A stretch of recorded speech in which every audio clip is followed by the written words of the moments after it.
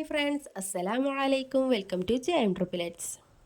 അപ്പോൾ ഞാൻ വന്നിട്ടുള്ളത് ഗോതമ്പ് പൊടിയും കൊണ്ടും അതുപോലെ നേന്ത്രപ്പഴം കൊണ്ടും ഉണ്ടാക്കിയെടുക്കാൻ പറ്റുന്ന ഒരു അടിപൊളി ഈവനിങ് സ്നാക്കിൻ്റെ റെസിപ്പി ആയിട്ടാണ് കേട്ടോ. അപ്പോൾ എല്ലാവർക്കും ഒരുപാട് ഇഷ്ടപ്പെടുന്ന ഉറപ്പാണ്. എല്ലാവരും മസ്റ്റായിട്ടും വീട്ടിൽ ട്രൈ ചെയ്ത് നോക്കണം കേട്ടോ ഈ ഒരു പലഹാരം. അപ്പോൾ നമുക്ക് എങ്ങനെയാണ് ഇത് ഉണ്ടാക്കുന്നതെന്ന് കണ്ടു നോക്കാം. അപ്പോൾ അതിനാദ്യം ഞാനിവിടെ എടുത്തിട്ടുള്ളത് ഒരു ബൗളാണ്. ആ ബൗളിലേക്ക് 2 കപ്പ് ഗോതമ്പ് പൊടിയാട്ടോ ചേർത്ത് കൊടുക്കുന്നത്. ഇനി നിങ്ങൾക്ക് കൂടുതൽ ക്വാണ്ടിറ്റി വേണമെന്നുണ്ടെങ്കിൽ അതിനനുസരിച്ച് ചേർത്ത് കൊടുക്കാം കേട്ടോ. അപ്പോൾ ഞാനിവിടെ 2 കപ്പാണ് ചേർത്ത് കൊടുക്കുന്നത്. ഇനി അതിലേക്ക് ആവശ്യത്തിനുള്ള ഉപ്പാട്ട ചേർത്തത്. ഇനി ഇതൊരു ചപ്പാത്തി കുഴച്ചെടുക്കുന്നത് പോലെ വേണം കുഴച്ചെടുക്കാൻ. അപ്പോൾ അതിന് വേണ്ടി കുറച്ച് വെള്ളം അടുപ്പത്ത് ചൂടാക്കാൻ വെച്ചിട്ടുണ്ട് കേട്ടോ. വെള്ളം നല്ല തിളച്ചതിന് ശേഷം വേണം ഈ ഒരു പൊടിയിലേക്ക് ആഡ് ചെയ്ത് കൊടുക്കാൻ. അതോടെ വെള്ളം നല്ല തിളച്ച് വന്നിട്ടുണ്ട്. ഇനി നമുക്ക് ഇതിലേക്കൊന്ന് ആഡ് ചെയ്ത് കൊടുക്കാം കേട്ടോ. ഇനി ഉപ്പ് വേണമെന്നുണ്ടെങ്കിൽ നിങ്ങൾക്ക് ആ വെള്ളത്തിൽ ചേർത്ത് കാണ്ട് ഇതിലേക്ക് ആഡ് ചെയ്ത് കൊടുത്താലും മതി. എങ്ങനെയാണെന്ന് വെച്ചാൽ നിങ്ങളെ ഇഷ്ടപ്രകാരം നിങ്ങൾക്ക് ചെയ്യാവുന്നതാണ്. ആദ്യം തന്നെ ഒരുപാട് വെള്ളം ചേർക്കാൻ നിൽക്കേണ്ട, കുറച്ചീച്ച് വെള്ളം ചേർത്ത് കൊടുക്കുക കേട്ടോ. അല്ലാതെ വെള്ളം കൂടി പോയാൽ പിന്നെ നമുക്കൊന്നും ചെയ്യാൻ കഴിയൂല. ഇപ്പോൾ കുറച്ചീച്ച് വെള്ളം ചേർത്ത് കൊടുക്കുക കേട്ടോ. ഇതിൻ്റെ ക്വാണ്ടിറ്റി ഒന്നും ഞാൻ നിങ്ങൾക്ക് പറഞ്ഞു തരേണ്ട ആവശ്യമില്ല എന്ന് തോന്നുന്നു. കാരണം വെച്ചാൽ ചപ്പാത്തിയൊക്കെ എല്ലാവരും വീട്ടിലും ഉണ്ടാക്കുന്നത് തന്നെയാണ്. അപ്പോൾ അതിനനുസരിച്ച് നിങ്ങൾക്ക് നിങ്ങളെ ഒരു ഇഷ്ടപ്രകാരം വെള്ളമൊക്കെ ഒന്ന് കൂട്ടി കൊടുക്കുക കേട്ടോ. അപ്പോൾ അതേകൊണ്ട് ഞാൻ സ്പൂണൊക്കെ മാറ്റി വെച്ചതിന് ശേഷം ഇതുപോലെ കൈകൊണ്ട് നല്ലോണം ഒന്ന് മിക്സാക്കി കൊടുക്കുക കേട്ടോ. ചെറിയ ചൂടോട് കൂടി തന്നെ ഇതൊന്ന് മിക്സാക്കി കൊടുക്കണം. അപ്പോൾ അതേകൊണ്ട് നമ്മൾ ചപ്പാത്തി മാവ് ഇവിടെ റെഡി ആയിട്ടുണ്ട് കേട്ടോ. അതുപോലെ നല്ലൊരു സോഫ്റ്റായി വന്നിട്ടുണ്ട്. ഇനി അതവിടെ കുറച്ച് നേരം ഒന്ന് മാറ്റി വെച്ചിട്ടുണ്ട്. ഇനി ഞാനിവിടെ വേറൊരു ബൗൾ എടുത്തിട്ടുണ്ട്. ആ ബൗളിലേക്ക് അത്യാവശ്യം വലിപ്പമുള്ളൊരു നേന്ത്രപ്പഴമാട്ടോ എടുത്തിട്ടുള്ളത്. കണ്ടില്ല, ഇതുപോലെ നല്ല വലിപ്പമുള്ളൊരു നേന്ത്രപ്പഴമാണ് കേട്ടോ. അപ്പോൾ അതൊന്ന് ഇതുപോലെ ചെറുതായിട്ടൊന്ന് കട്ട് ചെയ്ത് കൊടുക്കണം. അപ്പോൾ ഇതുപോലെ ചെറുതായിട്ട് കട്ട് ചെയ്ത് കൊടുത്താൽ നമ്മൾ നേന്ത്രപ്പഴം പെട്ടെന്ന് തന്നെ ഒന്ന് ഉടഞ്ഞു വരും കേട്ടോ. അതുകൊണ്ടാണ് ഞാൻ ഇതുപോലെ ചെറുതായിട്ട് കട്ട് ചെയ്ത് കൊടുക്കാൻ പറയുന്നത് കേട്ടോ. ഇനി നിങ്ങൾക്ക് കട്ട് ചെയ്തുമ്പോൾ ഏത് രീതിയിൽ വേണമെങ്കിലും കട്ട് ചെയ്യാം. ഞാനിവിടെ ഇതുപോലെയാണ് കട്ട് ചെയ്തെടുക്കുന്നത്. അല്ല നിങ്ങളെ കയ്യിൽ റൗണ്ട് ഷേപ്പിൽ കട്ട് ചെയ്യണമെന്നുണ്ടെങ്കിൽ അതുപോലെ റൗണ്ട് ഷേപ്പിലൊന്ന് കട്ട് ചെയ്തെടുത്താലും മതി. കനം കുറച്ചിട്ട് കട്ട് ചെയ്യാം കേട്ടോ. അപ്പോൾ അതാക്കണു പഴമൊക്കെ ഞാൻ നല്ലോണം ഇതുപോലെ ചെറുതായിട്ടൊന്ന് കട്ട് ചെയ്തെടുത്തിട്ടുണ്ട്.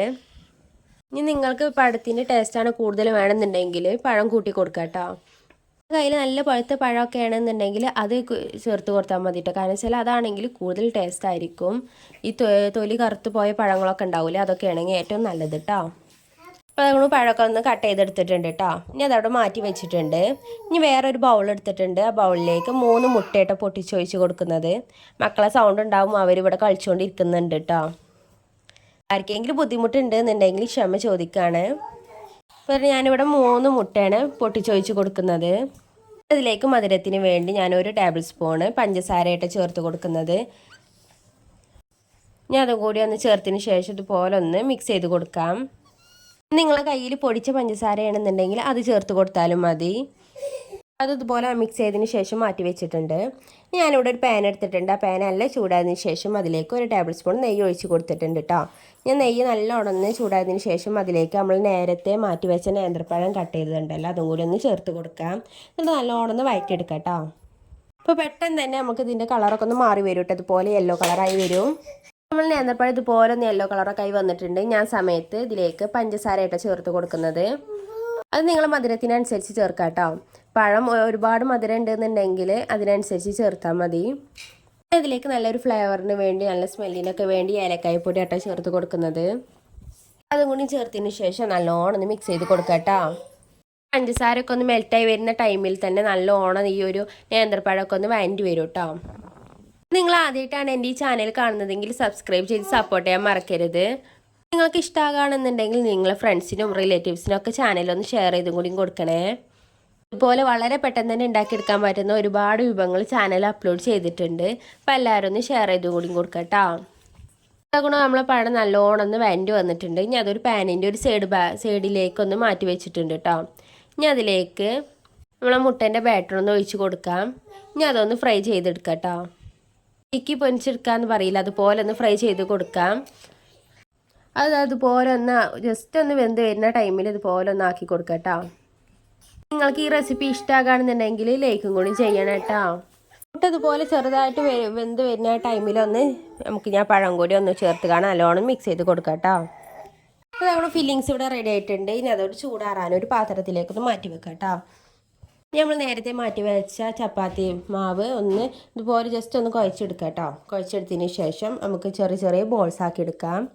നമ്മളൊരു ചപ്പാത്തിൻ്റെ ഒരു ബോൾ ഉണ്ടാവില്ല, ആ ഒരു പരുവത്തിൽ വേണം കേട്ടോ ഇതിൻ്റെ ബോൾസൊക്കെ ഉണ്ടാക്കിയെടുക്കാൻ. ഒരുപാട് വലുപ്പത്തിലല്ല, എന്നാൽ തീരെ വലുപ്പമില്ലാതെയല്ല കേട്ടോ, ഒരു മീഡിയം സൈസിൽ വലുപ്പത്തിൽ വേണം ഇതിൻ്റെ ബോളൊന്ന് തയ്യാറാക്കിയെടുക്കാൻ. അപ്പോൾ അതാക്കൊണ്ട് ഞാൻ ബാക്കിയുള്ളത് ബോൾസും കൂടി ഒന്ന് ആക്കിയെടുത്തിട്ടുണ്ട് കേട്ടോ. അപ്പോൾ തന്നെ നമ്മളെ ഫില്ലിങ്സ് ഇവിടെ നല്ലോണം ഒന്ന് ചൂടായി വന്നിട്ടുണ്ട്. നമുക്കിതുപോലെ ചപ്പാത്തിൻ്റെ പ്രസ്സൊക്കെ ഉണ്ടെന്നുണ്ടെങ്കിൽ ആ ചപ്പാത്തി പ്രസ്സിലിട്ട് കാണ്ട് ഇതൊന്ന് റൗണ്ട് ഷേപ്പിലൊന്ന് ആക്കിയെടുക്കാം കേട്ടോ. അതില്ലാന്നുണ്ടെങ്കിൽ നിങ്ങൾക്ക് ഒന്നായിട്ടൊന്ന് പരത്തി എടുത്തതിൻ്റെ ശേഷം ഒരു അടപ്പോ അല്ലെങ്കിൽ വലിയൊരു പാത്രം വെച്ചിട്ട് ഒന്ന് ഷേപ്പ് ചെയ്തെടുത്താലും മതി. ഞാൻ അതാക്കണം ഇതുപോലെ ഒരു റൗണ്ട് ഷേപ്പിലൊന്ന് ആക്കിയെടുത്തിട്ടുണ്ട് കേട്ടോ. ഇതുപോലെ ബാക്കിയുള്ളതും കൂടി ഇവിടെ ആക്കിയെടുത്തിട്ടുണ്ട്. ഇനി ഞാൻ ഇതാക്കണോ ഇതിൻ്റെ സെൻറ്റർ ഭാഗത്തേക്കാണ് നമ്മൾ ഫില്ലിങ്സ് ഒന്ന് വെച്ച് കൊടുക്കുന്നത് കേട്ടോ.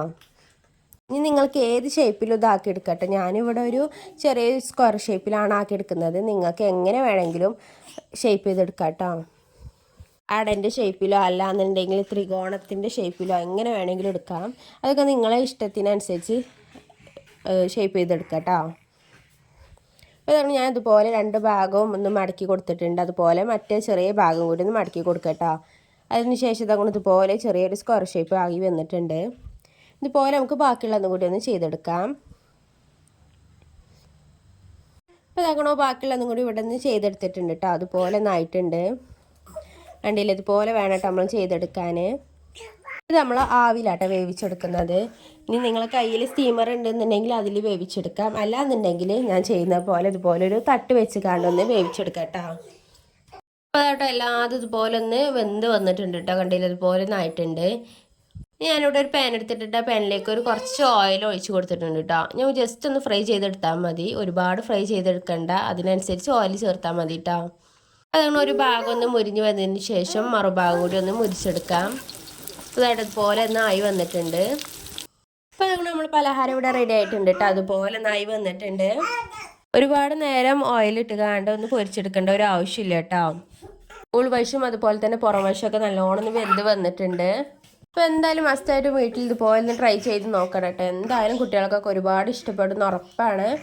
ഇതിൻ്റെ ഉൾവശം കൂടി ഒന്ന് ഞാനൊന്ന് പൊളിച്ച് കാണിച്ചു തരാം കേട്ടോ. വണ്ടിയിൽ അതുപോലെ ആയിരിക്കും കേട്ടോ. ഇന്നത്തെ വീഡിയോ ഇത്രയുള്ള ഇഷ്ടമായെന്ന് വിചാരിക്കുന്നു. ഇഷ്ടമായെങ്കിൽ ലൈക്ക് ചെയ്ത് സപ്പോർട്ട് ചെയ്യാൻ മറക്കരുത്. നാളെ ഇൻഷാല്ലാ മറ്റൊരു വീഡിയോ ആയിട്ട് വേണ്ടിട്ടോ. ബൈ, അസ്സലാമു അലൈക്കും.